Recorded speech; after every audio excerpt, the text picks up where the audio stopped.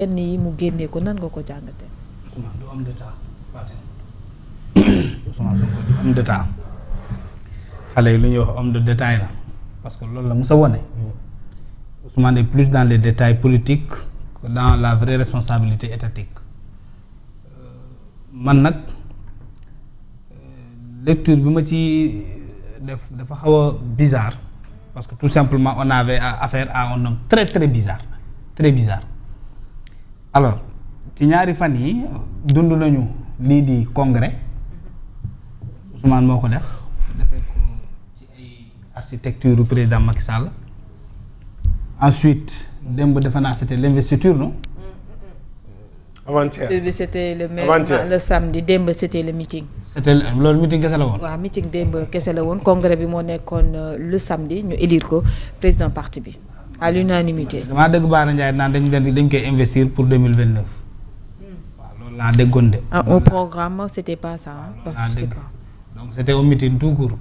pour rek politique. Non, on l'a investi bien sûr. Voilà c'était hier non. Hier oui. Pour 2029 comme candidat de Pastef. Alors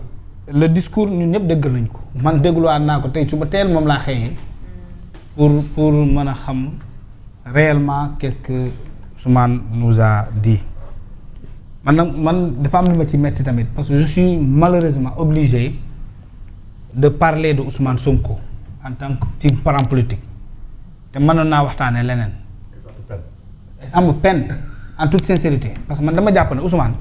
dañ ko war a dajale rek ci benn mbuus fàtte ko teg ko nee. mais est-ce que ce sera facile. oui jël ko dajale ko sànni ko ci koo xamante ne depuis 2014 mu nekk fi ak tey jii mu accéder au pouvoir ak ki nga xamante ne moom la tànn pour mu jiite ko 2 ans mu nekk premier ministre du Sénégal am bilan boo xamante ne def na ko ci biir ndax ñoom ñaar ñëpp am na yenn yoo xamante ne ñoom ñoo ko àndandoo soobandoo ko jëm ci redressement bi jëm ci yeneen ak yeneen yoo xamante ne def na est-ce que kooku mën nañ ko jël rek teg ko de côté comme ça. mu nekk moo tax je suis obligé de parler de. voilà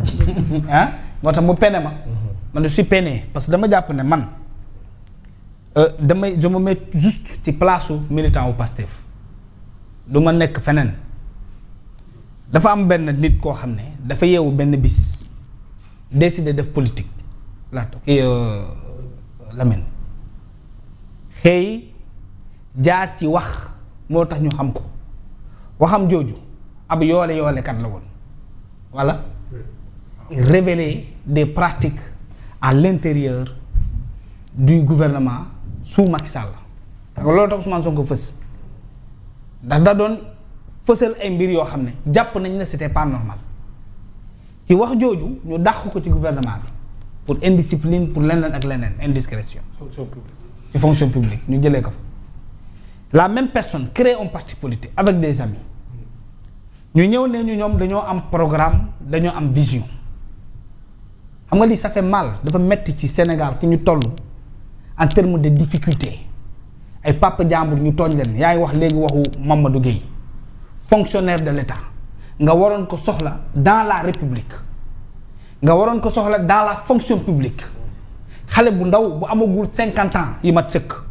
fonctionnaire très compétent jàng fu mu war a jàng. major de sa promotion. état fayal ko. major de sa promotion. nga soxla leen yaa ngi tudd même Mame Boye Diao tous ces gens ak ñi ñu tëj yow nga waroon organiser la République structurer ko par rapport aux compétences yi nga xam ne moom la soxla nga waroon nekk ci liggéey créer sa parti politique am vision jaay ko nit ñi ne président yi fi nekkoon bu ñu leen fusionné woon bu ñu leen fusillé woon dagat na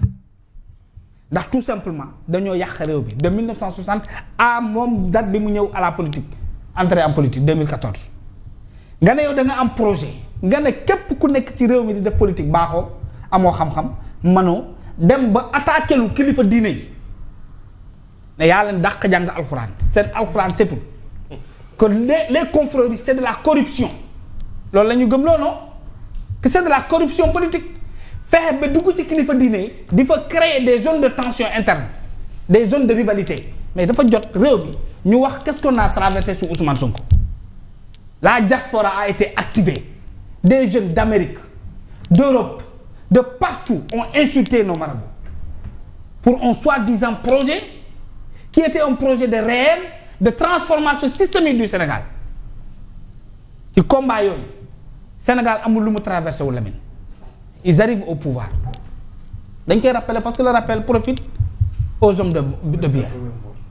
mais 80 morts romb fii ndax le projet ay alalu askan yu yàqu ci des biens publics ont été détruits pour un soi-disant projet pour un homme. Des gens ont accepté même qu'ils puissent violer leurs parents dañ ko fàttale ay nit wax nañ ko fi su Ousmane bëggoon ñu may ko sama tante fàttale ko ne yaa am marabout at Kaolack bu bëggoon ma may ko sama tante loolu fekku leen fi. vous n'êtes pas témoin de cela pour le projet marabout yow fi nga bokk sa deret sa waajur say kilifa nga ne yow da ngay jël sa tante may ko un acteur politique pour un projet un soi-disant projet. Et bon Dieu, ils arrivent au pouvoir. C'est Bassirou Diomaye Faye qui devient président, pas Ousmane Sonko. Diomaye, dans son ingéniosité politique, ne man awma vision, awma programme, musuma bëgg nekk président de la République, waaye ndaanaan bu fi nekk mujjajit bi mi am programme bind livre solution ñëwal ma delloo la sa programme yow sa vision politique ma dénk la ko mais loolu gën a yomb jot nañu ne Sénégalais yi c'est quoi la fonction des acteurs dans le gouvernement luy rôle le président de la République. luy rôle ministre luy rôle DG luy rôle premier ministre rôle xam nga la président mooy am vision mu matérialiser ko en coordonnant avec les membres du gouvernement les ministres en supervisant toutes les actions lu dox pour être premier ministre la lu doxul premier ministre la mais contexte Sénégal bi li ci gën a doy waar mais politique Ousmane Sonko lañ doon déroulé nga toog 2 ans nekk premier ministre ñetti at presque 1 an 6 mois yow nga jël lépp centré ko à la primature. Ministère du budget pratiquement il n'existait plus Cheikh Diba n'existait plus Ousmane Sonko moo doon décider est-ce que xam nga loolu pour ñu jox la yow sa subvention en tant que DG bu jaarul ci Ousmane Sonko du mën a jógee trésor dem sa compte foofu la réew mi toll woon lu Ousmane validé wul doo ci jot wax nga ko léegi tukki sax mooy joxe décision yi même avion boo fa duggaan avion ngay nekk directeur nekk ministre Ousmane mooy wax ndax première classe ngay toog wala classe business xaw ma nga xam ngeen loolu. mu centré lépp sa waay tey lépp ci loxoom mu xëy rek génn am kilo audace toog ne moom ay ministre am liggéey nañu ministre Diomaye ñoo liggéeyul. ci ministre Diomaye yu jëlagul fonction mais man dama comprendre man dama jommi quoi. très bien ay ministre Diomaye ñoo liggéeyul moom ay ministre am liggéey nañu mais yemul foofu Ousmane sañ nañu Diomaye lay waxal nekkal ci yitte askan te yow nga nekk fi 2 ans nga dindi bourse familiale tegee ko ne. PUDC nga yàq Puma nga yàq Promoville nga yàq Pracas nga détruire Fera nga dindi tout ce qui était politique sociale nga dindi c'est réew mi nërmeelu nga taxaw tey naan yow da nga am bilan am courage jàkkaarloo ak sénégalais yi ne leen man maa liggéey man dama am résultat dama am bilan Bassirou Diomaye Faye moo liggéeyul mais on manque de respect aux sénégalais wala on manque de respect aux militants de Pastef man loolu la ma jaaxal parce que mënoo nekk fi ñaari at yow benn ginaar fexewoo ba mu nen nga ñëw taxaw naan omelette bi Diomaye moo ci këpp suuf